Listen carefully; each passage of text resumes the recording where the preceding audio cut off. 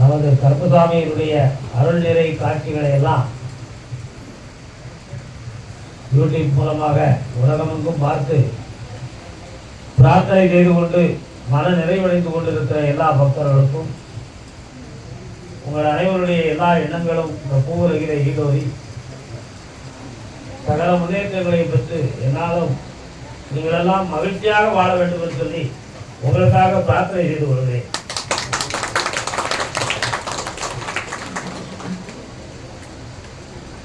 சிரிக்க தெரிந்தவன் மனிதன், வாழ்த்த தெரிந்தவன் தப்புவம் அடைந்தவன். மனிதர்களுக்கு மகிழ்ச்சியை மட்டுமே எதிர்பார்த்து அவர்களுடைய எண்ணங்களிலும் மரபு அணுக்களிலும் கூட சந்தோஷம் மட்டும்தான் நமக்கு தேவை அப்படிங்கிறது தான் பதிவாகி பூர்வத்தில் மனிதன் பிறக்கான். ஆனால் பிறந்த பிறகு அவன் சந்திக்கிற ஒவ்வொரு விஷயங்களையும் பார்த்தா சிரிக்கிறதுக்கு நேரம் இல்லாமல் இருக்கணும். நிறைய பேர் சிரிப்பதற்கு சந்தர்ப்பமே கிடைக்காம வேதனைப்பட்டுக்கிட்டு இருக்கிறவங்களும் பரவாயில்ல. இப்படி எத்தனையோ பேர்கள் வாழ்க்கையில நிலைவிடமா இருக்கிறாங்க. சிரிக்க தெரிந்தவன் மனிதன் சொன்னா மனிதன் தான் வாய் விட்டு சிரிக்கான். அதுக்காக அப்போ வேற உயிரினங்கள்லாம் சிரிக்கிறான்னு கேட்டா ஒவ்வொரு உயிரினங்களும் மகிழ்ச்சி அடைகிறது. அது சிரிப்பு அந்தந்த எனக்கு தெரியும். பாம்பின் தான் பாம்பு, பாம்புக்கு கால் இருக்கு இல்லைங்கிறது அதை மாதிரி ஒரு பாம்புக்கு தான் தெரியும், மனுஷனுக்கு தெரியாது. ஏன்னா மனுஷன் நம்ம காலம் மாதிரி அதுக்கு இருக்குன்னு நினைச்சுட்டு பார்க்கலாம். அப்படி கிடையாது. ஒவ்வொரு உயிரினங்களுக்கும் ஒவ்வொரு வித்தியாசமான உணர்ச்சி, வித்தியாசமான எண்ணங்கள். அது மனிதனுடைய வாழ்க்கையில் நம்மளுக்குள்ளே எத்தனை பகுதிகள் பிரிவுகள் நம்ம மனித உடம்புக்குள்ள. வலது காதை கிளி பார்த்தா ஒரு உணர்ச்சி இருக்கும், இடது காற்றை அப்படி கிளி பார்த்தீங்கன்னா உணர்வுல ஒரு சின்ன மாற்றம். ஆனா ஒரே உடம்புல ரெண்டு காலம். இந்த உணர்வு சுவைகளிலேயே ஒரு வித்தியாசம். வாய்க்கின்று ஒரு உணர்வு, பேசும்பொழுது இன்னொருத்த கேட்ட உடனே ஒரு உணர்ச்சி வந்துடும். அந்த பேசுறவன் பேசுகிற வார்த்தையை காதால கேட்டவன், அப்போ வாய் வார்த்தையை உணர்ச்சியை போட்டு காதால கேட்ட மனசு உடனே ஏங்கும். வாசம் மிகுந்த மலர்களை பார்த்தவுடனே மூக்கிற்கு ஒரு உணர்ச்சி, அதுல ஒரு மகிழ்ச்சி. ருசியான சாப்பாடு, இனிப்பான பொருள்கள், நாவிற்கு ஒரு இனிப்பு. இப்படியெல்லாம் எத்தனையோ விதவிதமான பிரிவுகள் மனிதனுடைய சரீரத்துக்குள்ளே. எல்லா உணர்வுகளையும் கொண்ட ஒரு உறுப்பு இருக்கு மனிதனுக்கு, தெரியுமா? அதுதான் கண்கள். பார்வையில கோப உணர்ச்சியும் காட்டும், ஒரே பார்வையில மகிழ்ச்சியவும் காட்டும், அந்த பார்வையிலே ஆசையவும் காட்டும், அதே பார்வையில வெறுப்பையும் காட்டும். நவரசம் 9 வகையான குண அதிசயங்கள் அத்தனையும் இந்த கண்கள் காட்டும். அந்த பார்வைக்குள்ள அத்தனை அதிசயங்கள்.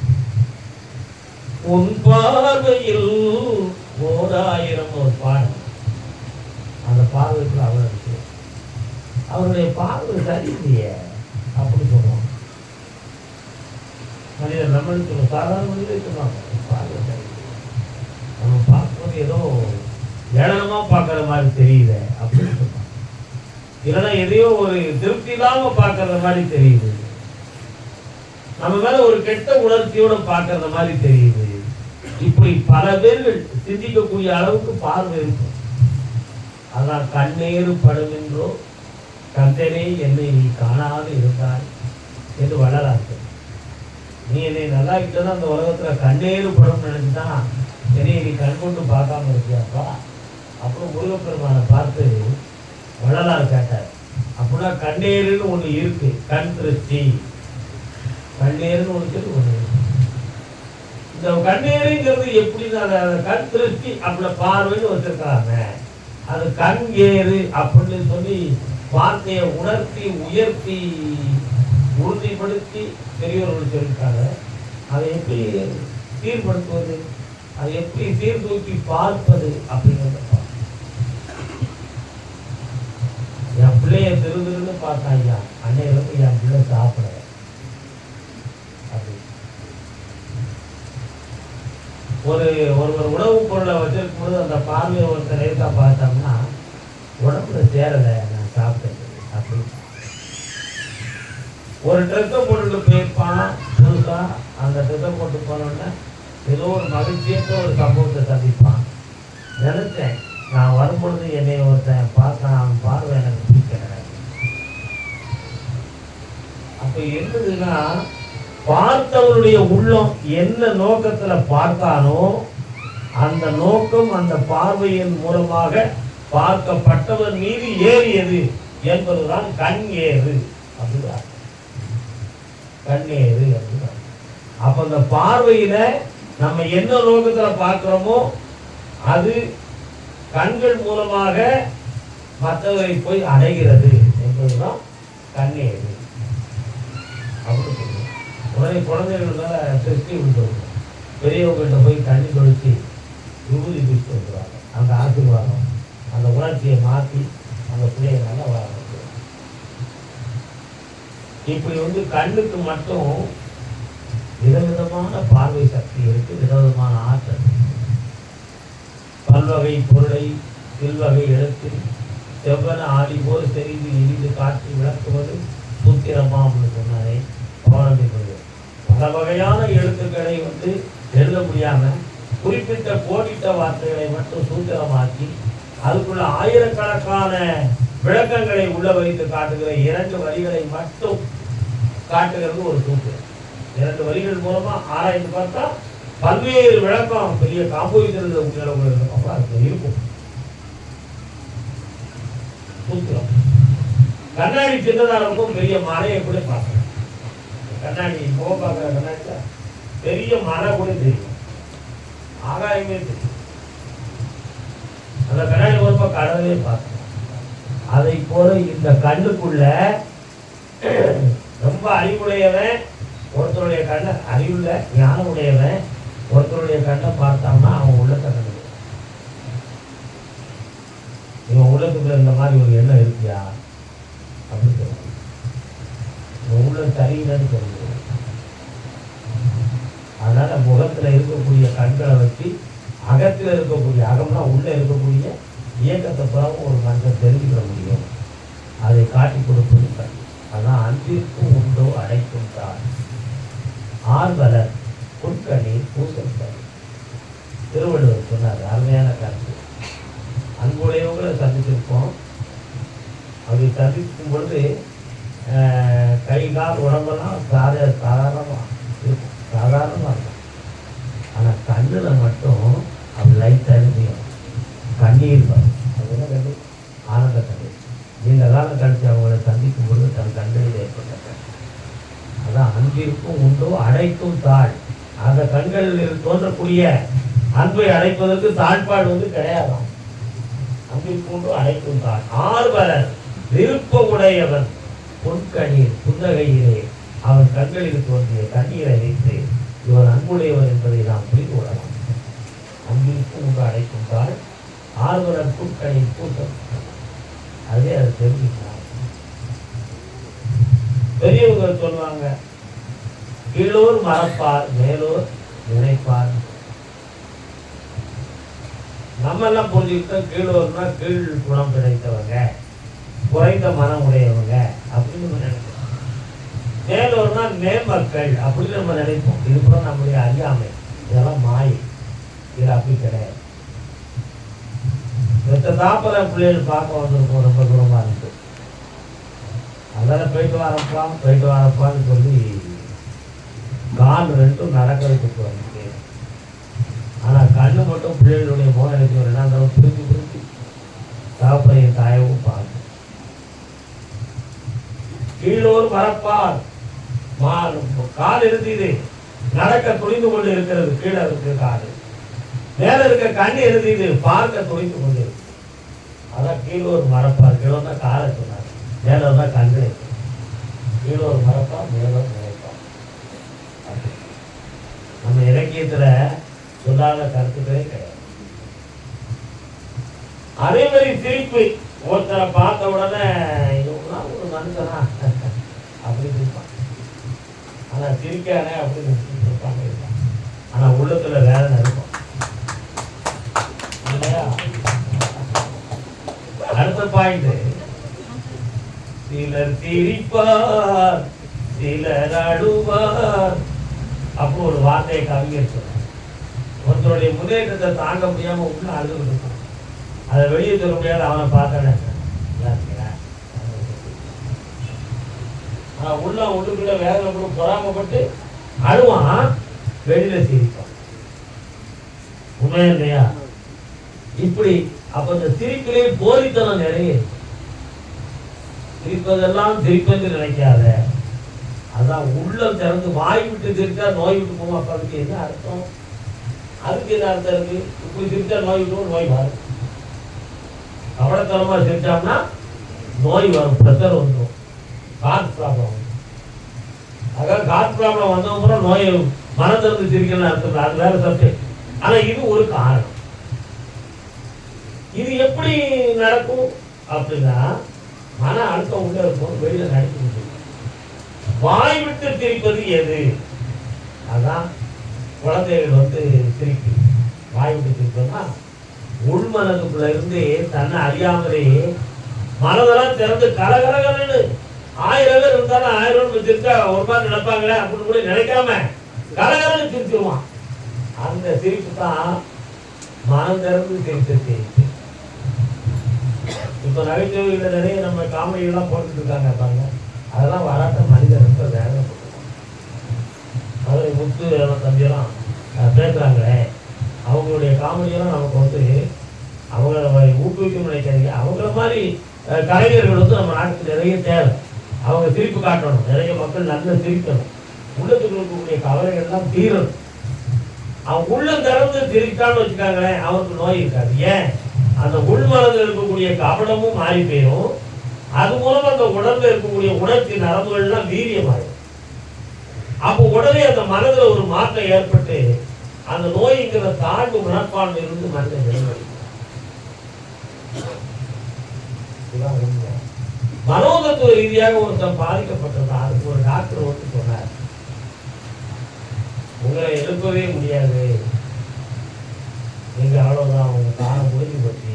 அப்புறம் ஒரு டாக்டர் ஒரு மனோதத்துவ டாக்டர் வார்த்தை, ஐயா உங்களுக்கு மருந்து வேற ஒண்ணும் இல்லை, நான் சொல்றது போய் நீங்க கேட்கிறீங்களா?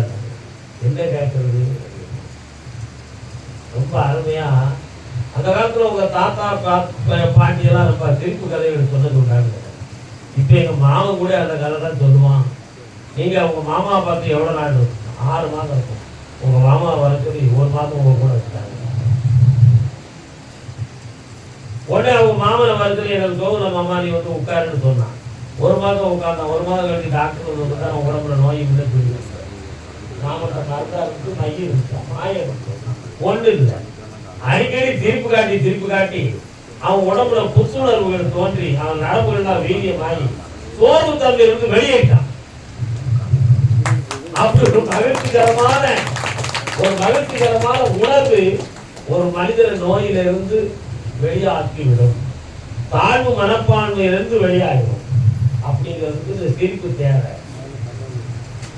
அதாவது சிரிப்பை சாதாரண நினைப்பார்.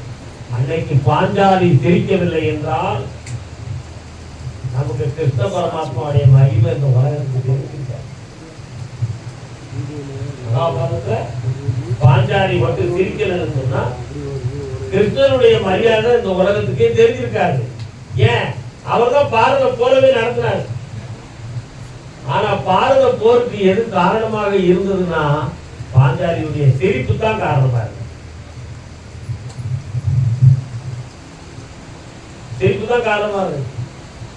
அத்திராபுரத்தை துரியோதனை ஆட்சி செய்தான். இந்திரபிரஸ்தம்ங்கிற ஒரு நாட்டை பாண்டவர்களுக்கு உருவாக்கி கொடுத்தாரு கிருஷ்ணன். அப்போ உடனே அந்த பெரிய பெரிய மாளிகை போல கோபுரங்கள் எல்லாத்தையும் கட்டி அற்புதமான யாகங்களை நடத்தி விழா கோலத்துக்கு எல்லா தேசத்து மன்னர்களையும் வர வச்சு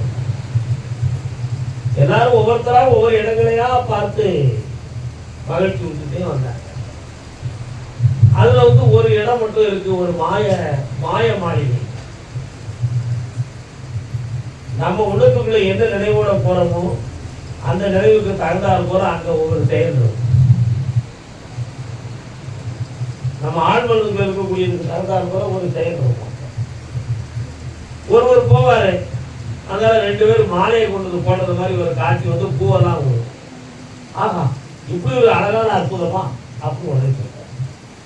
இப்படி ஒவ்வொரு காட்சிகளும் இன்னொருத்தர் போவார், அங்க திடீர்னு உள்ளுக்கு வந்து வீணை, யாழிசை, சங்கீதங்கள் ஒலி காட்டுக்கிட்டு இருக்கும். நமக்கு ரகரைக்கு தகுந்தால் போல சத்தம் இருக்க அப்படின்னு. இப்படி ஒவ்வொருத்தரும் தன் உள்ளத்துக்கு தகுந்தால் போல நிகழ்வுகளை சந்திக்கின்ற ஒரு இடம் மாய மாளிகை. அதான் இந்திரஜால மாளிகை. அந்த இடத்துக்குள்ள துரியோதன வாரான். எல்லா குணங்களையும் கொண்டவன் துரியோதனன். கவனம், வஞ்சகம், சூது, வாது, போரு, சிரத்தியாரை அழிப்பது, தனக்கென்று தன் சுகத்தை பெற்றுக் கொள்வதற்காக சுயநலத்தோடு சிந்திக்கிற எண்ணம், தான் மட்டும் நல்லா இருக்கணுங்கிற சிந்தனை வேந்தனம் இல்லையா? தான் மட்டும் நல்லா இருக்கணும்னு நினைக்கிறதான உலகத்திலே வேந்தனம் இல்லையா? அதான் எல்லாரும் நல்லா இருக்கும்னு நினைக்கிறது வேந்தோடமா? எல்லாரும் நல்லா இருக்கும்னு நினைக்கிறது தான் உலகத்தை வேந்தோடும். துரியோதனன் அப்படி கிடையாது. அப்படி ஒவ்வொரு இடமா அப்படி பார்த்துட்டு இருந்தான். 2 பெண்கள் மாலையை கொண்டு போறது வரைக்கும் கண்ணை விழிச்சு பார்த்தா ஆளை காணல. ஒரு இடத்துல சங்கீத சத்தம் கழித்து யாரோ வாசிக்கிறாங்கன்னு பார்த்தா ஆளை காணல. சத்தம் இருக்கு, பிரகாசமான ஒளிமயமாக இருந்துச்சு. இடத்த பார்த்தா இருளா இருக்கு, ரொம்ப குளுமையா இருக்கு. தண்ணீர் வந்துருக்கு, சத்தம் கேட்குது. பார்த்தா தண்ணீர் இல்லை, ஆனா சத்தம் இருக்கு. இப்படி வித்தியாசமா ஒவ்வொரு பகுதியா பார்த்து வந்துட்டு இருந்தார். உடனே கீழே பார்த்தார். அப்படி கீழே பார்த்த உடனே இவருடைய முகம் தெரியும்.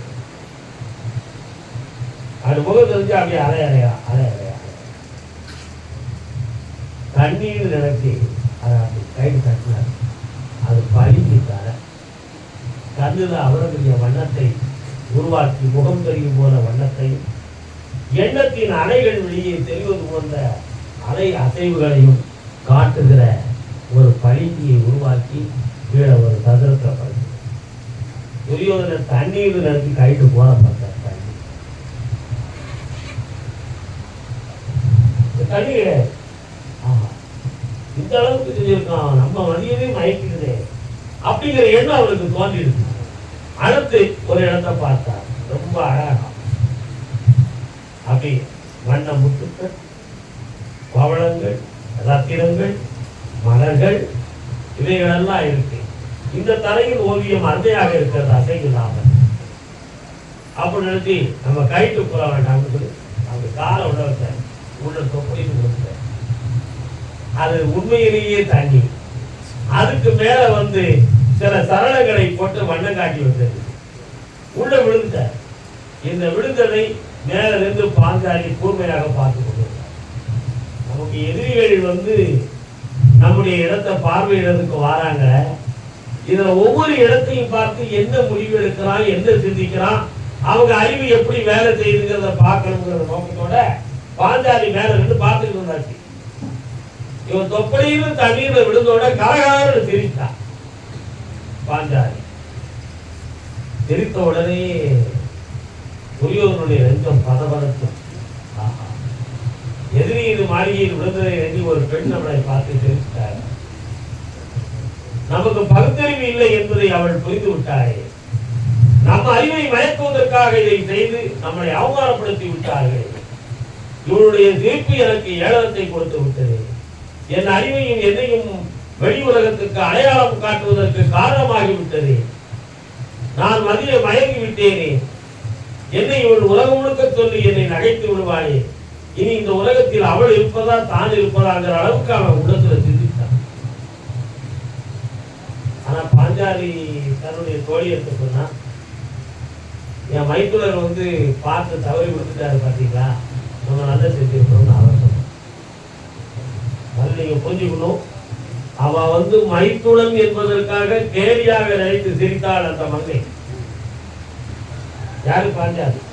ஆனா துரியோதனுடைய எண்ணம் எப்படி இருந்துச்சு? கெட்ட எண்ணமா இருந்தது. அந்த சிரிப்பை மனதில் வைத்துக் கொண்டு இந்த ராஜ்ய சபையை ஒழித்தேன், பாஞ்சாலி ஆகிய உன்னை என்னுடைய சபையில் அவமானப்படுத்துவேன், உன்னுடைய பாண்டவர்கள் 5 வெல்லுவேன் அப்படி சபதம் பெற்று போர் தொடுக்கிறதுக்கு போய் திட்டம் போட்டான். அந்த திட்டத்தில் விழுந்ததுதான் மகாபாரத போர். மகாபாரத போர் அதுக்கு பிறகுதான் வந்துச்சு. ஆனா அடிப்படை காரணம் என்ன? ஒரு பெண் சிரித்ததுனால உள்ள ஒரு காரணம். அந்த சிரிப்புக்குள்ள இவ்வளவு பெரிய அர்த்தமும் இவ்வளவு பெரிய தர்க்கமும் தோன்றி மகாபாரதமே தோன்றியது. மகாவிஷ்ணு அந்த நடத்தக்கூடிய ஒரு பெரிய விஷயமாகிறது. துரியோதனனை யாராலையுமே திருத்த முடியல. ஏன்னா அவன் பிறந்த பிறப்பு அப்படிதான், யாராலுமே அதை திருத்த முடியாது. நீங்க சில பேர்களை என்னதான் அறிவுரை சொன்னாலும் சரி, மனிதர்களா நீங்க என்ன அறிவுரை சொன்னாலும் சரி, அவன் மனசு மாறவே மாட்டான். அவன் பிடிவாதத்திலிருந்து வெளியேறவே மாட்டான். ஏன்? அவன் ஜீன் இருக்கானே அப்படிதான் இருக்கும். நம்ம இதைத்தான் செய்யணும்னு பிறந்துட்டோம், நாம இப்படித்தான், எவரை பத்தி நமக்கு கவலை கிடையாது, நம்ம வேலையை நம்ம செஞ்சுட்டு இருப்போம், அதுல என்ன வந்தாலும் பார்ப்போம் அப்படிங்கிறத மாதிரி தான். ஆனா அவன் செய்யற தர்மம் இருக்கா துரோகம் இருக்கா இல்லையாங்கிறத பத்தி உணர்றதுக்கு அவன் தயாராகவே இருக்க மாட்டான். அவன் உள்ள அப்படியே மரத்தனமான சிந்தனைக்கு போயிட்டு இருக்கும். யார் சொன்னாலும் கேட்பான். அதை போலதான் துரியோதனனை எத்தனையோ பெரியோர்கள், மகாமுனிவர்கள், ஆச்சாரியார்கள், குருமார்கள் பாண்டவர்களுக்கும் உனக்கும் போர் தேவையில்லை துரியோதனா, இதை நீ தவறாக கருதுகிறாய் என்று சொல்லி எத்தனையோ பேர் அறிவுரை சொன்னார்கள். ஆனா அவன் கேட்டான். நாச காலமும் விபரீத புத்தியும் அவனை வழிநடத்தி சென்றது. வியாசர் எழுதார், நாச காலமும் விபரீத புத்தியும் துரியோதனனை வழிநடத்தி சென்றது. அப்ப அவனுடைய காலம் சரியில்லை, அதனால அவன் புத்தி விபரீதமா போய்கிட்டு இருக்கு. இத்தனை பெரியவர்கள் சொல்லி அவன் திருந்தல. அப்ப அவன் முடிவை அவன் தேர்ந்தெடுத்துக் கொண்டிருக்கிறான். ஆகையால் விட்டுவிடு, பார்த்துக் கொள்ளலாம். விட்டுவிட மாட்டாமல் விதிகாட்டும் பாதையிலே விளையாடுகிறான். அவன் போகட்டும் அப்பொழுது அவனை விட்டுட்டார். கடைசியில் வீழ்ந்தது யார்? துரியோதனன் வீழ்ந்தான். அதர்மம் தாழ்ந்தது, கர்மம் ஓங்கியது. சாதாரண ஒரு சிரிப்பை வஞ்சகமா எடுத்த ஒரே ஒரு காரணம் தான் இந்த போரே. கும்பல திரிச்சா போற்றி ஒரு பாட்டு இருக்கு, பார்த்து கேட்டுங்களா? அது என்ன பண்ண, பறக்கும் பாதை, எம்ஜிஆர் நடித்த படத்துல பாட்டு. புகையில இருக்க ஈரோடுக்காரங்க புகையில நிறைய ஈரோடு, பவானி சாகர், ஈரோடு போன்ற இடங்களில் நிறைய புகையிலைகள் விளையும். புகையில தனித்தனியா மடிச்சு இருக்கும். அந்த புகையிலையை கொடுத்து கொஞ்ச நேரம் விரித்து வச்சிருங்க, அந்த புகையிலைக்கு காலமே இருக்காது. புகையிலை நிறுத்திட்டா அந்த காலம் அழிஞ்சு போகும். நிறுத்திட்டா ஏதேனும் ஒரு ப்ராப்ளம் உண்டு. அப்போ அது சொல்லிருக்கான், அழும்பொழுது தனியை அழலாம், தப்பு இல்லை. ஆனா சிரிக்கும் போது தனியை சிரிச்சா கிறுக்குன்னு சிரிப்பினுடைய மரியாதை. சிரிக்கும் பொழுது கூடி சிரிக்க வேண்டும், அழும் பொழுது தனியை அழ வேண்டும். தனியை தன்னுடைய துயரத்தில் அழுக்கலாம், தன் தாழ்வை வெளிப்படுத்தாமல் அழுத்திருக்கிறார் என்பது பொருளாகும். ஆனா மகிழ்ச்சியை உலகம் முழுக்க தெரிய வச்சுக்கலாம். அது மனிதனுக்கு ஒரு ஆர்ப்பாட்டத்துக்குரிய விஷயமாக. மனிதன் ஒருவன் செய்வதற்கு ஒருத்தருக்கு ஒரு மனம் இருந்தால் புரிவதற்கு பகுத்த பல மரம். ஒரு நோக்கத்துல ஒருவன் செஞ்சிருப்பான், அதை இன்னொருத்தன் அவன் சிந்தனைக்கு தந்தார் போல அவன் மனத்தை கொண்டு போயிருவான். எல்லாத்தையும் விரிவாக்கப்படுத்தக்கூடிய ஒரே ஒரு ஆற்றல், மாய ஆற்றல் மனசு. மனசு எடுத்துக்கொண்டதுதான் இருக்கு. உள்ளத்துக்குள்ள கவனத்தனமா நினைச்சிருப்பான், வெளியே நல்லா இருக்கலாம்ப்பா. அப்ப அவன் உள்ளத்துக்கு பதில் சொல்றதா, அவன் திருப்பிக்கு பதில் சொல்றதா? சரி, கரெக்டு, நீ என்னை புரிஞ்சுக்கிட்டது இவ்வளவுதான்ப்பா, உன்னைய நான் புரிஞ்சுக்கிட்டேன்.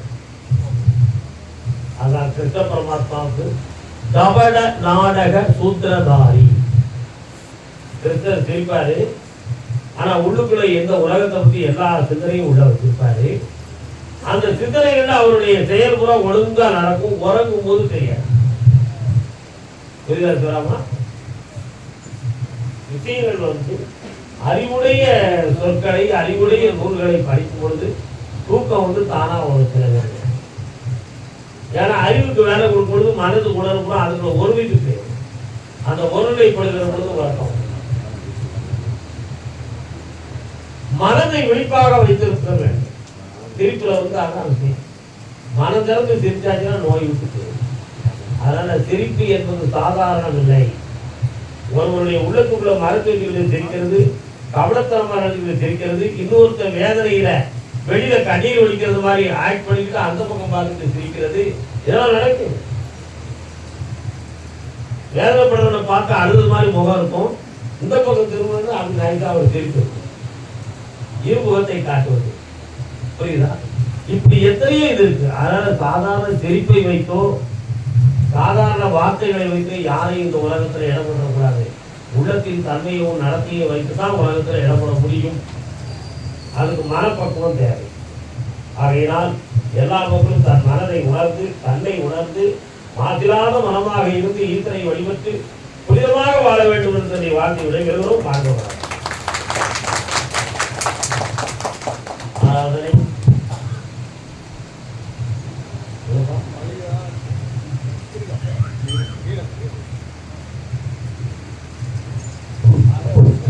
வழிகாட்டும் மாளிகைப்பாறை கருப்புசாமிக்கு, வழிகாட்டும் மாளிகைப்பாறை கருப்புசாமிக்கு, திருமணம் பாண்டி சித்தருக்கு, அருளாமி சித்தர் ஐயப்ப சாமிக்கு, வெற்றிவேல் முருகனுக்கு, திருவேல் முருகனுக்கு.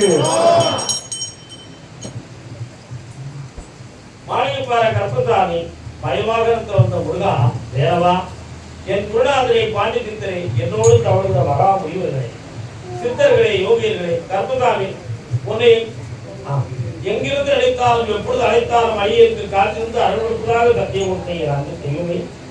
அழைக்கின்ற பொழுது நாம் 21 முற்றவு 61 பந்திக்காரர்களும் தேடி வகுத்து தானே தூண்டு தொண்டு செய்வேன் சத்தியமானார் வந்திறங்கி சொன்னபடி நடக்கும்படி கட்டளையிட்டு கூப்பிடுப்பா. பட்டினத்தார் திருவடிகளுக்கு 1000 கோடி.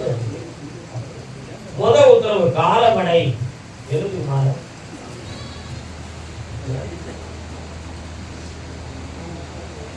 அங்க காலம்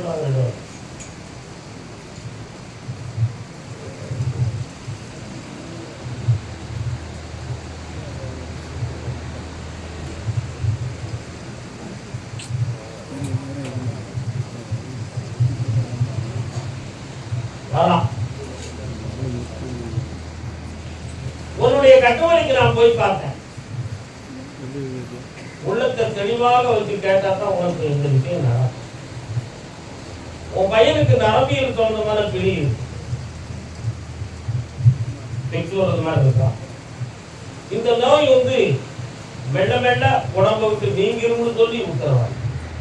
உன் பிள்ளைக்கு ஆபத்து இல்லாம காப்பாத்தி ஒரு வேலையும் வாங்கி கொடுத்து முடியுமா வாழ்ந்துட்டு தான் போதுங்களா காலம் முதல் வெற்றி மாலை கொடுத்தாங்க. கர்மகாமிக்கு கர்மகாமிக்கு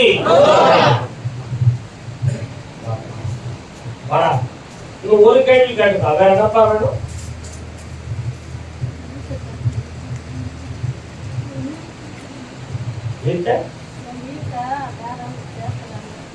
கொடுக்கல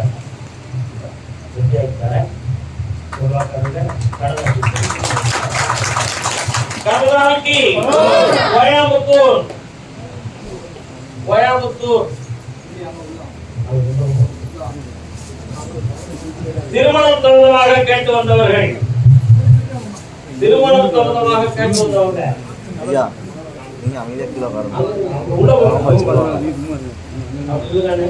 திருமணம் தொடர்பாக கேட்டு வந்தாங்க. யாரும் வா வெளியே வா.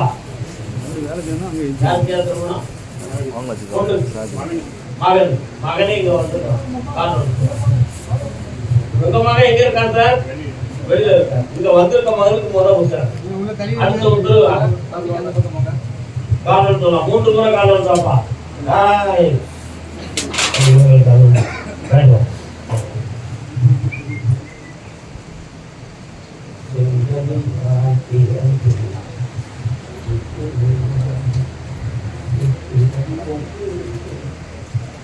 கற்பராயன் சாமி எங்க இருக்காருயா?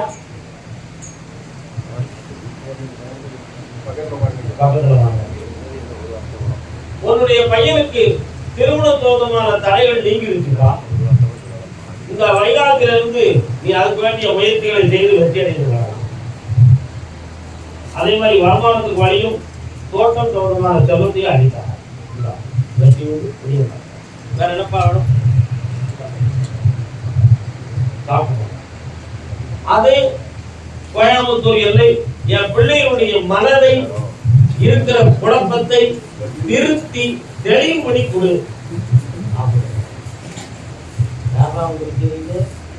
பிள்ளைங்க இருக்கு, நீங்க நான் படிப்பதே சொல்லி கூப்பிடுவேன்.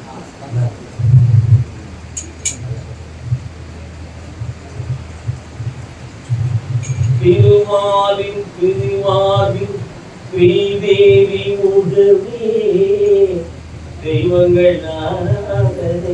பிள்ளை எங்க பாருங்க, என்ன பேரு? ஐயா நாராயணா, கோவிந்தா, அச்சுதா, மகாதேவன். என்னப்பா உன் பகுதியில் ஐயா நாராயண பெருமாள் கோயில் இருக்கா? காரணம்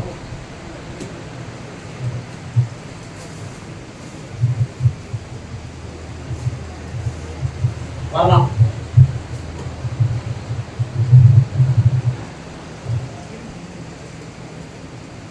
உன் பிள்ளைகளுடைய மனதுக்குள்ள இன்னொருத்தருடைய ஆசை புகுந்து அந்த எண்ணத்தை வெளியாக்கி சீர்திருத்தி வெற்றியாக்கி இருந்தா போதுங்களா? சாப்பாடு தரேன், வரவரத்துக்கு வேற என்ன வேணும்? கர்மசாமிக்கு சாமி என் உடலில் இருக்கக்கூடிய நோயும் தீரணும், என் பிள்ளையும் தெளிவாகணும்னு கேட்டோம். உடம்புல என்னடா இருக்கு மருந்து காட்ட வேண்டாம், அதெல்லாம் எனக்கு தேவையில்லை. கால்வன் சொல்லலாம்.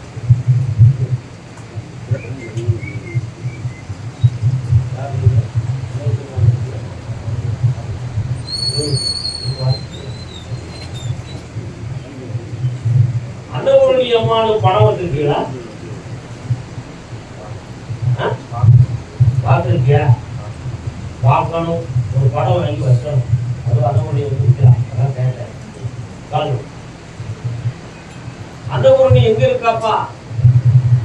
அன்னபூரணிக்கு புண்ணியஸ்தலம் எந்த ஊர்ல இருக்கு தெரியுமா உங்களுக்கு? காசி. காசியில இருக்குன்னா என்ன அர்த்தம்? கர்மத்தை தீர்க்கும். புரியுதா? பாவம் தீர்க்கும் இடம் வந்து காசி, புண்ணியம் தீர்க்கும் இடம் வந்து ராமேஸ்வரம், அந்தந்த கர்மங்களை தீர்க்கும் இடம் பாவனா. அன்னபூரணியை உன் வீட்டுக்குள்ள நான் கூப்பிட்டுருக்கோம்னு சொன்னோம்னா 2 விதமான அர்த்தங்கள் இருக்கு. முன்ஜென்ம பாவத்தின் அடிப்படையில உன்னுடைய உடலில் வந்து எந்த மருந்து போட்டாலும் ஆறாத புழு, ஒவ்வொரு நேரத்திலும் அப்படி நெருப்புக்கு உள் மிளகாய் வத்தல் தூளை தட்டினால் என்ன காந்தல் இருக்குமோ அந்த காந்தல் இருக்கா? காந்தல்.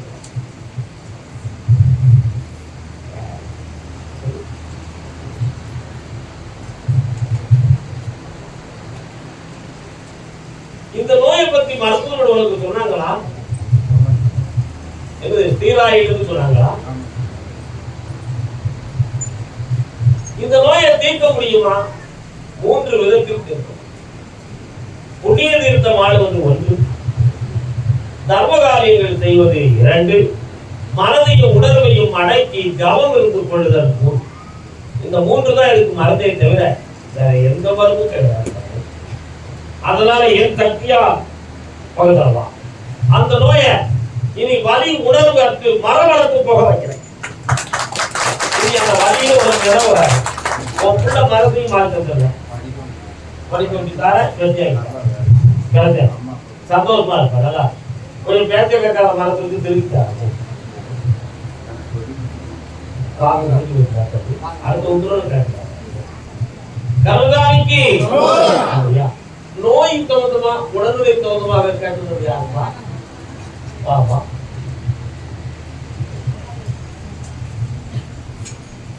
மனிதன் ஆழமா சிந்தித்தாரே போறியா? ஆண்டவன் நம்ம ஊர் உணர்வுக்குள்ள வந்து உண்மையா சிந்திக்கணும், உண்மையா தியானம். வருகை செல்ல மகளே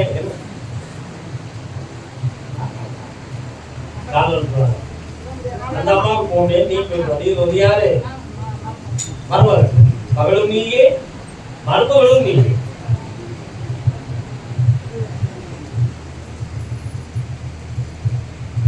வருக. பாட்டியை கையில கூட்டுவான், செல்லலாம் எடுத்து கையில கொடுங்க. நீங்க என்கிட்ட கேள்வி கேட்டா நீங்க ஜெயிக்க மாட்டீங்க. நான் சொல்றது நீங்க கேட்டுக்கிட்டீங்கன்னா ஜெயிச்சிருக்கீங்க. புரியுதா? இந்த அம்மா சுகமில்லாம போவதற்கு மாந்திரிகம் செய்வதை கோளாறுகள் எதுவுமே கிடையாது. இது உடல்நிலையில் இருக்கக்கூடிய இயற்கையின் பாதிப்பு. நல்லா புரிஞ்சுக்கணும். நரம்பு எலும்பு சம்பந்தமான பாதிப்பு உடம்புல ஏற்பட்டிருக்கு. பிரஷர் அதிகமான சூழ்நிலை இருக்கு. இதை தீர்க்கிறதுக்கு இதுவரை எல்லா மருத்துவமும் உங்களுக்கு வந்து உதவி செய்யும். மன அலப்பறை தாங்க முடியாம புலம்பிக்கிட்டே இருப்பாங்க. இந்த நிலைகளை இன்னையிலிருந்து நான் நிறுத்தி வெற்றியாக்கி இருந்தா போதுங்களா? காரணம் எதுக்கு ஒழுங்கில் கொண்டு முதல்ல உடம்பு தெரியாது.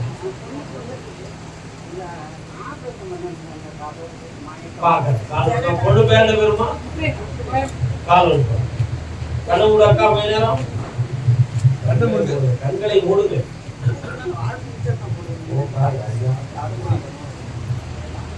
பரவாயில்ல, புரிஞ்சுக்கிடுவோம். கண்ண முடுங்க, அவ்வளவுதானே.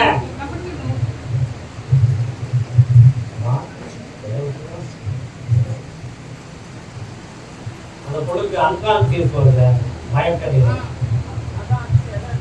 அதுக்கு ஆபரேஷன் பண்ணா உயிருக்கு ஆபத்து வரும். அது இல்லாம நான் குணமாக்கி தானே காப்பாற்ற. ஒரே சரியா அவ்வளவுதான்.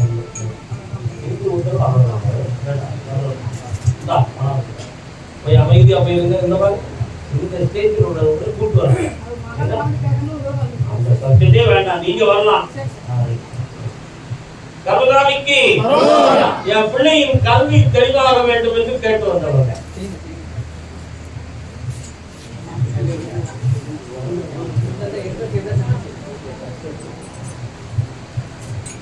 மனிதன் சில விதிகளை அனுபவிக்கணும் இருந்தா நம்முடைய மதி வேலை செய்யும். மதியில தடுமாற்றம் ஏற்பட்டுரும், மயக்கம் ஏற்பட்டுரும். என்ன விழிப்புலாவும் செய்வோம். அதிகம் மறந்துட்டேன், இப்படி செஞ்சிருந்தா அப்படி நடந்திருக்காதேன்னு சிந்திப்பான். ஆனா அவர் நாட்கள் தான் நடந்திருக்கும், தரம் பண்ணணும். அது என்னது விதி விளையாடு. உன் பிள்ளைக்கு என்ன கல்வியை நாடி தரணும்? நீ அவங்க கல்வி பகவாயா பேரையா நான் சொற்பொழிவுகளை சொன்னேன். அறிவுடைய நூல்களை படிக்கும் பொழுது, அறிவுடைய வார்த்தைகளை கேட்கும் பொழுது சில பேர்களுக்கு தூக்கம்.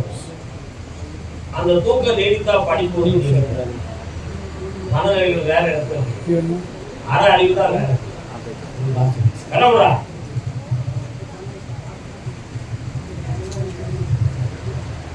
காலம் ஒரு கல்விக்கு தான் வேணும், எந்த கல்வி வேண்டாம்.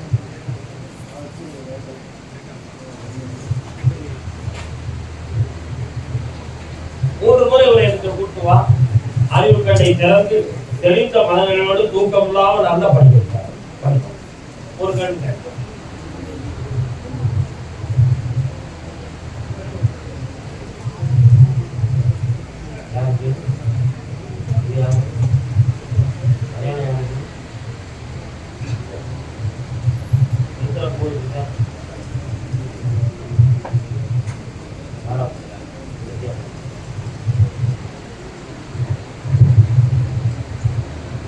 கருணாநிதிக்கு திருப்பூர் எல்லை. திருப்பூர்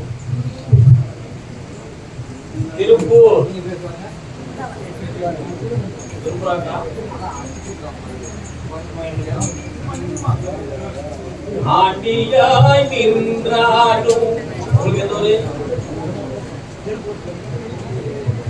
உள்ள விஜயமா கேட்கணுங்களா?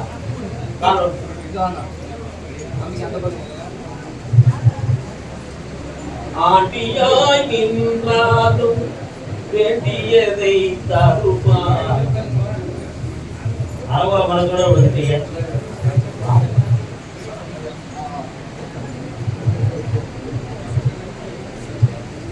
என்னம்மா பிள்ளைங்க இருக்கு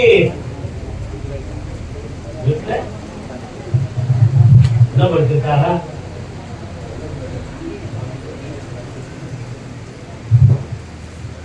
கண்ண முழுங்க உங்களை பார்க்கணும்.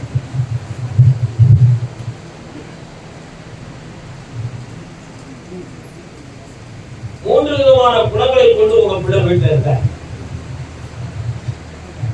ஒன்று இடம் விட்டு யாரையும் சொல்லாம வெளியேற வேண்டும் என்பது ஒரு சிந்தனை, அல்லது தானாகவே ஒரு பணியை தேர்ந்தெடுத்துக் கொண்டு வாழ்க்கையை மாற்றிக்கொள்ளும் தன்னை இஷ்டத்துக்கு வாழ்க்கையை அமைத்துக் கொள்ள வேண்டும் என்ற மூன்றாவது எண்ணம். இந்த மூன்று விதமான எண்ணத்துல அவன் இருந்திருக்கான். இப்போ 3 நபர்களாலும் பாதிக்கப்பட்டிருக்கான். ஒவ்வொரு நேரமும் வண்டி வாகனத்தோடு ஊர்வலமான தேரோட்டம், முக்கர உட்கார, அப்படி ஒவ்வொரு இடமா போக, ரேஸ் பக்கம் போக, இந்த மாதிரி நிலைகள்லாம் அவனுக்கு நடக்கும். இதுக்கெல்லாம் காரணம் மது ஒரு காரணம். 2 நண்பர்கள் அவனை கெடுக்கிறாங்க, ஒருத்தன் தூண்டுதலா இருக்கான். காரணம்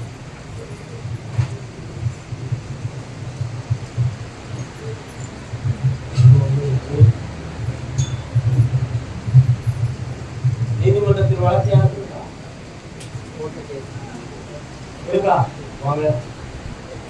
மகனை திரும்பித்தாரேன், நாளை காலையில் என்னை பார்த்து போவான்.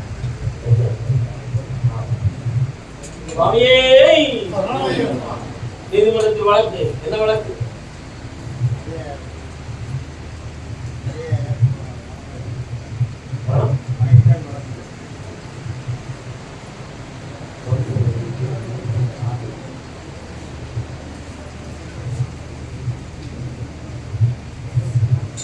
சொன்னா வருத்தமும் வரும், கொஞ்சம் குழப்பமும் இருக்கும். நல்லா உட்கார முடியுமா? உங்க பையன் பணம் வாங்கியது உண்மைதான், அந்த காரியத்தை நடத்தி கொடுக்காம போனதும் உண்மைதான். அதனால இன்னும் அந்த பணம் திருப்பி பெறக்கூடிய சூழ்நிலைகள் கிடைக்குமான்னு கேட்டா அதுவும் சந்தேகத்துக்குரிய தன்மை தான். ஆனா இந்த வழக்கில இருந்து வெற்றியாக்கி உங்களை பிரச்சனை தீர்த்து வந்தா போதுங்களா? காலம்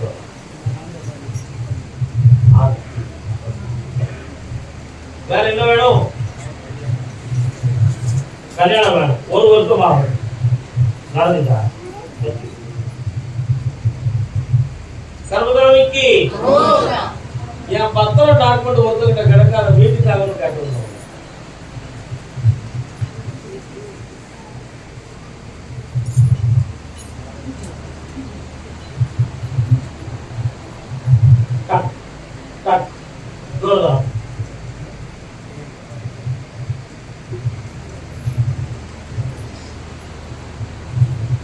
மண்ணை கொடுத்து பொன்னை தர வேண்டும் என்று சொன்னார். வேறே மனிதன் என்று செய்வார். கொடுத்தது மண், வேணும்னா தங்கம் தானே, மண்ணை தங்கமாக்கி தர முடியுமா? இந்த விஷயத்தை நான் பார்த்தேன். சம்பந்தப்பட்டவன் 4 லட்சம் ரூபாய் வாங்கிடுவான். அதுக்கு ஒரு வங்கியில இருந்து உனக்கு நான் பணம் வர வச்சு தரேன், அந்த டாக்குமெண்ட்டை கொடுத்து ஏற்பாடு பண்ணியிருந்தா போதுங்களா? காண முடியலாம். அந்த டாக்குமெண்ட் காண கர்மதாமிக்கு பணம் கிடைக்கும். டாக்குமெண்ட்டை வீட்டுக்காரன் நீ இருக்கிற தொழில் ஆகமா. கர்மதாமிக்கு திருமண சோதமா கேட்டது யாருப்பா? திருப்பூர் எல்லை. இது திருப்பூர் அண்ணாச்சி.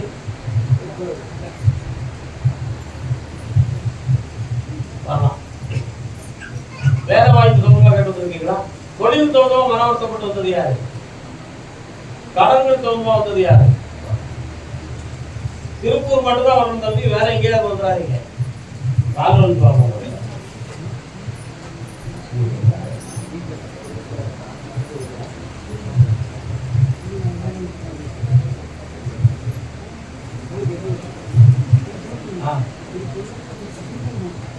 அந்த பில்லா இருக்கு. நீங்க தானே அது கால்வன் சோதமா.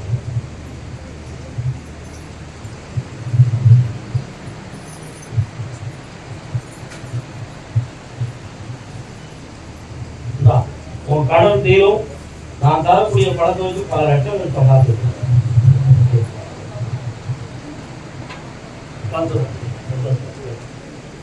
கர்மதாமிக்கு உத்தரவு சாப்பிட்டு போகணும். அளவுல பேரக்கூடாது. தூத்துக்குடி எல்லை, தூத்துக்குடி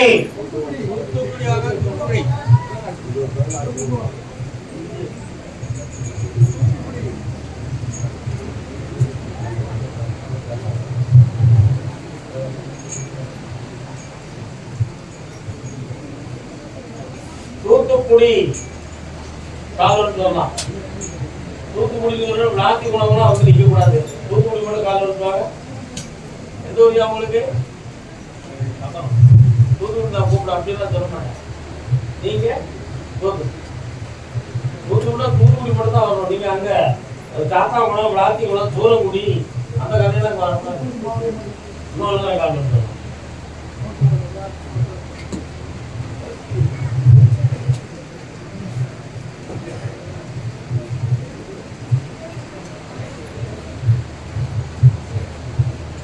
பொண்ணை பார்த்தப்பா அவன் மனதுக்குள்ள ஒரு நட்பு இருக்கு. அந்த நட்புல வந்து அவன் இன்னும் ஒரு முடிவு சொல்லல. நல்லா புரிஞ்சுக்கணும். அந்த முடிவு சொல்லுமான்னு சொல்லாம காலத்தை எடுத்துட்டு இருப்பான். ஆனா இவனுக்கு மாங்கனி பொறுத்தக்கூடிய காலம் செப்டம்பர் மாதம் தான் இருக்கு. அதுவரை இந்த சூழ்நிலைகள் ரெண்டாம் கட்ட நிலையில பதவி தெரியாமலே இருக்கும். அந்த இடம் கட்டாகக்கூடிய நேரம் வந்தாச்சு. தானா வீட்டுல வந்து உட்கார்ந்துடுவா.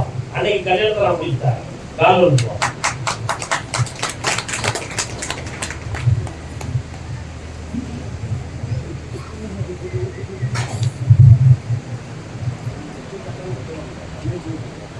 அந்த மாயை மனசு மாறும். தைரியமா இருக்கலாம். இந்த உனக்கு கல்வியில வெற்றி கிடைக்கும், வெற்றி அடைக்கும். பாப்பா காட்டு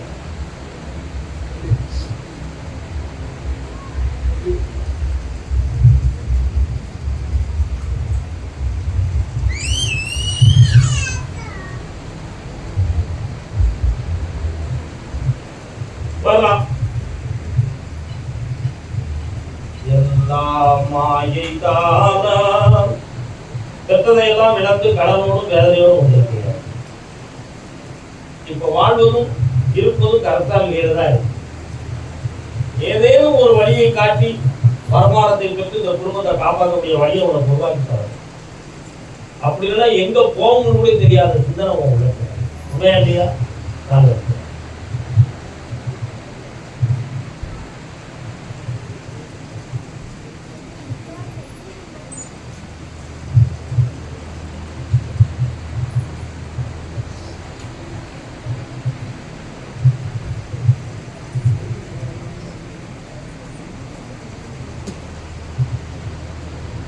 வரலாம்.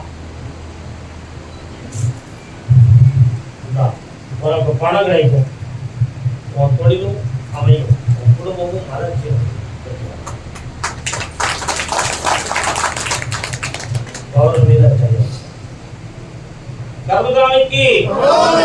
கருதாமிக்கு புதுக்கோட்டை, தொண்டைமான் புதுக்கோட்டை.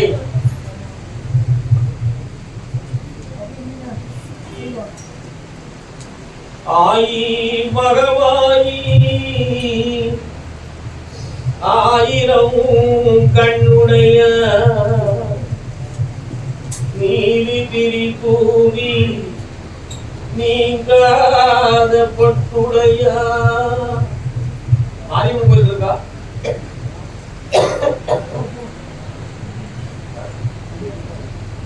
யாரா இருக்கிய மகன் அப்பனா இது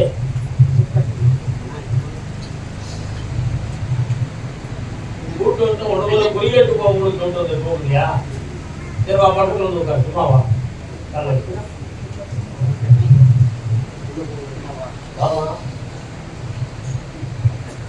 சமயபுரத்தானில் சாம்புராணி வாசையே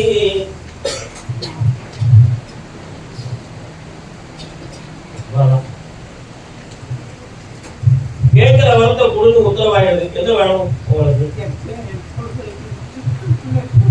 அழலாம் கூடாது.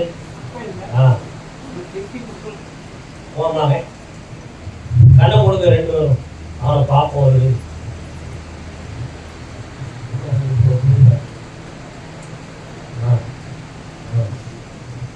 அடிவரையில் தொப்புள் சொந்தமான பாதிப்பு அவளுக்கு இருக்கு. புரியுதா? அவன் ஜெயிலுக்குள்ள போகக்கூடிய சூழ்நிலைகளும் நடந்திருக்கு. அந்த நிலைகள் மாறுமானு கேட்டேன். மாறக்கூடிய டைம் வந்தாச்சு. உன் பேரை நான் குடிக்காம காப்பாத்தி நான் செஞ்சாடிட்டேன். காரணம்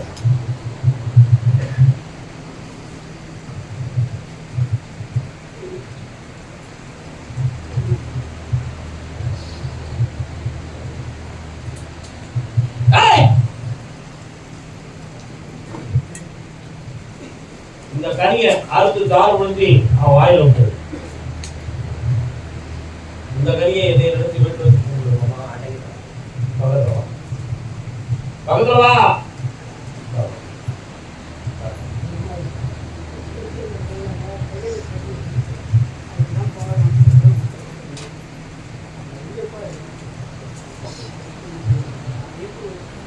அறிவுறுத்தே இருக்கு.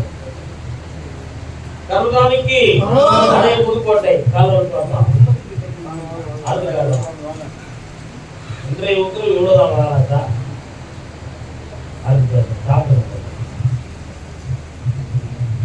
ஊரகத்தில் திருடர்கள் சரிபாதி ஊமைகள் குருடர்கள் அதிர்பாதி கனகத்தில் வருவது தானீதி மதிமயங்காதே மனம் தளராதே. பாப்பா என்னப்பா வேணும்?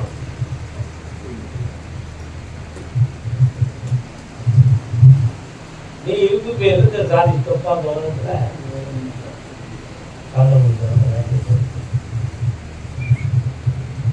உன்னுடைய வீட்டுக்குள்ள போய் ஓடி பார்த்தேன். தேவையில்லாத வாக்குவாதங்களும் மனக்குழப்பமும் வீட்டுக்குள்ள நடக்கும்.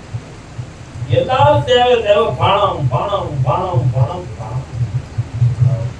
இதுக்கிடையில வெளி நட்பு கும்பலையான ஒரு பெரிய பிரச்சனை இது வேற வந்து இதையெல்லாம் பார்த்து சரியாக்கி உன் பிள்ளைகளெல்லாம் சரிமணி தந்தா போதுமா? அவனா கொஞ்சம் வெளி நட்புல ஒரு பிரச்சனை நடக்குது. அது ஒரு பொம்பளையால பக்கத்துல வரணும். பையன் ஒரு பொம்பளையிட்ட மாட்டிக்கிட்டான். கருதானிக்கு ராம்நாட்டு பகுதி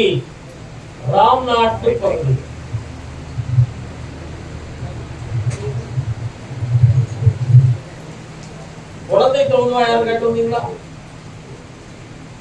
ராம்நாட்டு பகுதி குழந்தை தோணுமா கேட்டு வந்தாங்க. தொழில் தோணுமா கேட்டு வந்தது யாருப்பா? வாங்க. என்னடா தம்பி தொழில் உனக்கு? நீ கால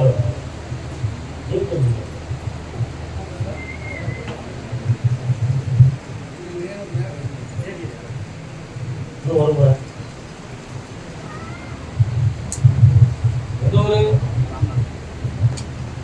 கறி ஊத்திடுறா. அதான் உங்களை பார்த்து தெரியுது. கறியெல்லாம் தான் உங்களுக்கு தெரியும். உன்னுடைய கட்டுமனைக்கு நான் போய் பார்த்தேன். 6-7 மாதங்கள் வரை தொழிலாளர் மனவர்த்தமும் நஷ்டமும் நடக்கும். இதை கைமாறி விட்டு போயிடலாமாங்கிற எண்ணங்கள் கூட உள்ளத்துல தோன்றி இருக்கும். உண்மையா? இதுக்கு கடன் தான் ஒரு காரணம். ஆனா வேற தொழில் பார்க்கலாம்ங்கிற ஒரு எண்ணம் உன் உடம்புக்குள்ள ஓடிடுது. இது நடக்கவா வேண்டாமாங்கிற தெளிவுக்கு என்னை பார்ப்பது காலம்.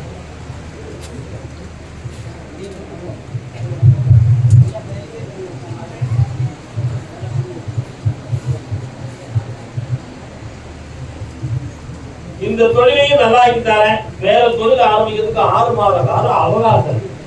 வீணா மாட்டிட்டு முடிக்கிறாரு. அதுவரை உனக்கு வருமானம் தான்.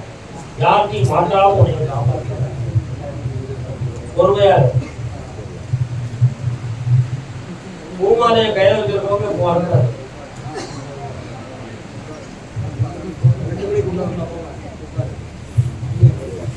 வெளிநாடு சம்பந்தமாக கேட்டு வந்தவர்கள் உங்களுக்கு குழந்தைகள் வேணுங்களா? இருக்கா? யார் பையனா? அது கையில கொண்டு வந்து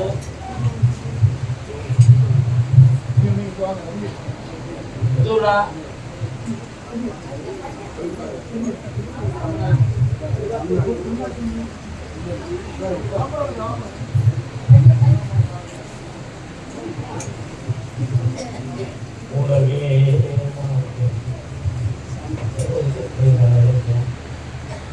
மெடிக்கல் தெரியாதா?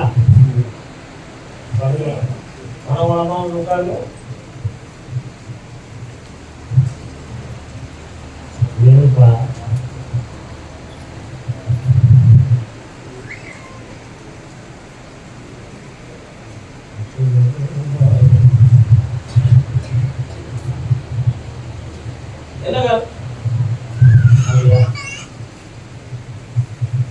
வரும்போது பணம் வேணும்னா அங்கிருந்து உங்களுக்கு ஒரு விசாவும் அனுப்பிவிட்டேன். இதெல்லாம் 1.25 மாதத்தில் நடக்கும்.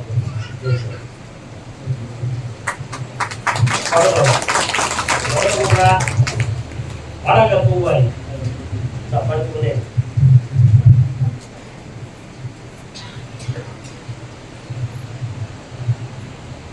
இருக்கா?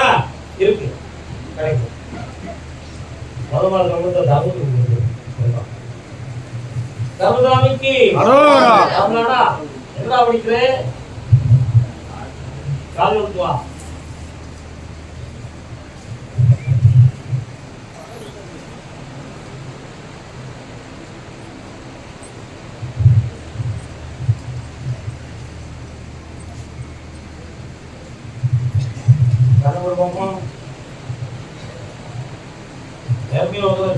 இருக்கியா?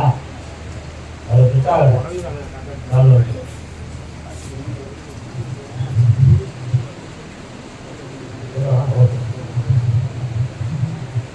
இப்போ வரக்கூடிய செலக்டர் தனி வேலைக்கு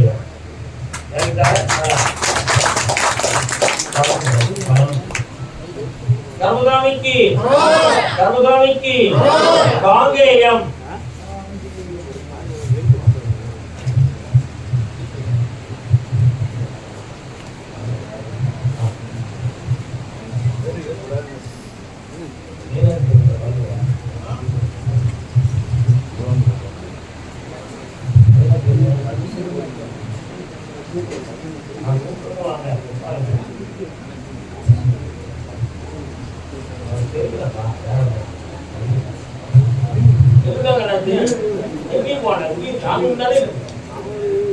கர்மதாமி என் பிள்ளைக்கு இருக்கிற மனக்குழப்பத்தை தனிமொழி கொடுக்க கேட்டோம்.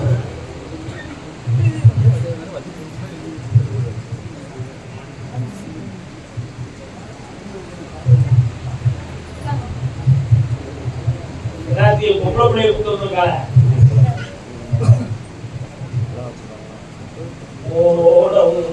நதியினிலே ஒருத்தி மட்டும் கரையினில்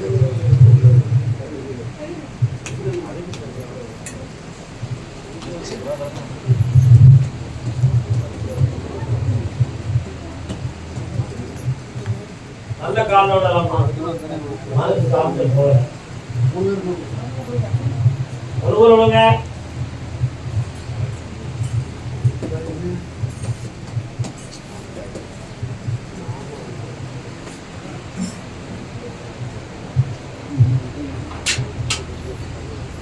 வரலாம்.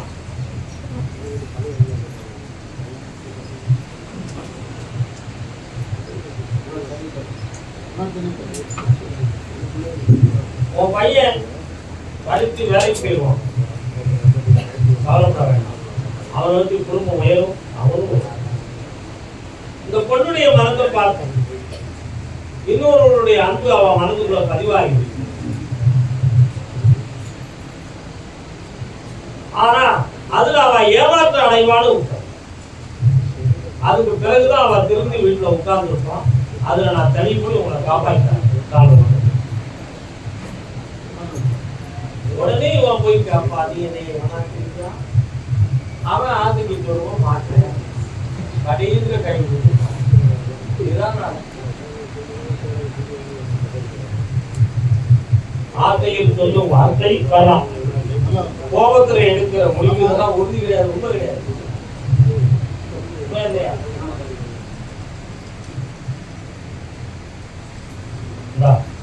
வேற என்ன வேணும்? அவனை ஆயுள்காலமா வச்சு காப்பாற்ற உள்ள மனதை மாத்தியாச்சு. வீடு அடைஞ்சு கழுத்து வெட்டி அடிக்கும்.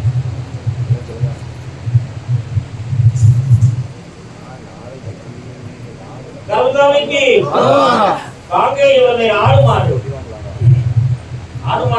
சொல்றாங்க.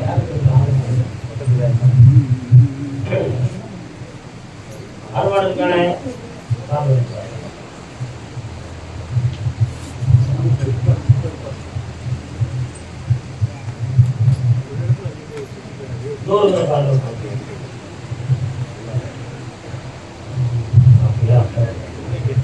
அதுக்கு பிள்ளை பிள்ளைய பத்தி இதுல யாரும் கேட்க வந்திருக்கீங்களா? உன் கட்டுமனைக்கு நான் போய் பார்த்தேன். தொழில்லாம் முடக்கமும் மரவேதனையுமா நடந்துகிட்டு இருக்கிற ஆடு மாடுகளின் தனது உடல் சேதம் உயிர் சேதம் அடையக்கூடிய நிலைமை. இப்போதைக்கு கடல்களாலும் மன உபாதை உன்னுடைய பொருளால் நஷ்டமா அந்த நிலையில் எனக்கு ஒரு தந்தையை இருக்கு சாமி, யாராவது ஏதேனும் மந்திரம் பண்ணியிருப்பாங்களா அப்படிங்கிற ஒரு உட்குழப்பம் உங்களுக்கு பண்ணுறது உண்மைதான். அதை மாத்திட்டார்.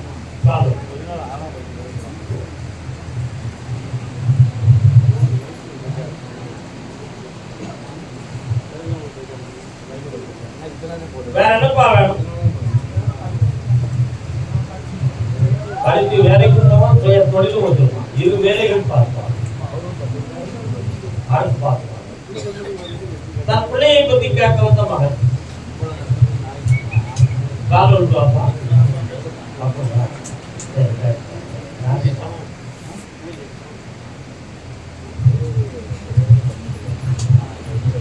ஏற்கனவே ஒரு சாமியை இருக்குனால பார்த்துருக்கீங்களா?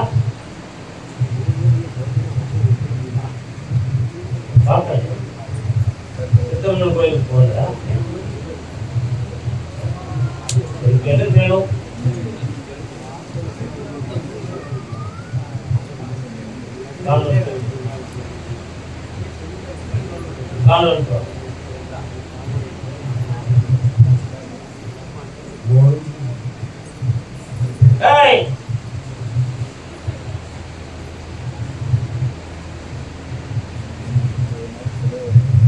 கட்டுமனைக்கு நான் போய் பார்த்தோம்ப்பா.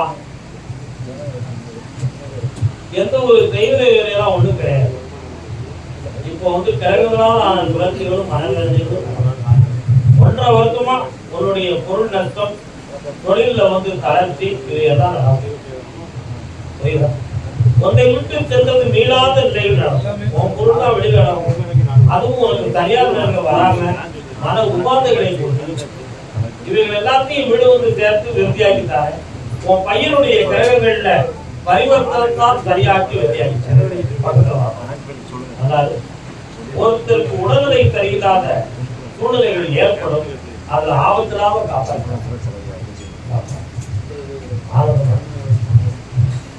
கர்மதாமிக்கு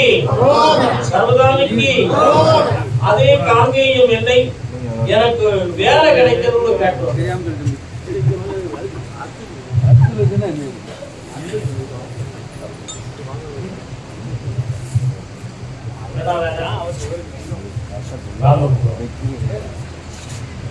பேண்ட் தான் பண்ணுவோம். பேட்டி கிட்ட தெரியாத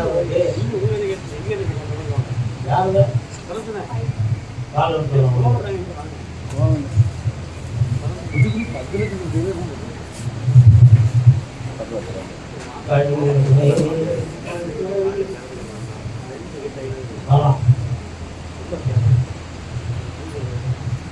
சென்ட்ரல் கவர்மெண்ட் வேலை கிடைச்சா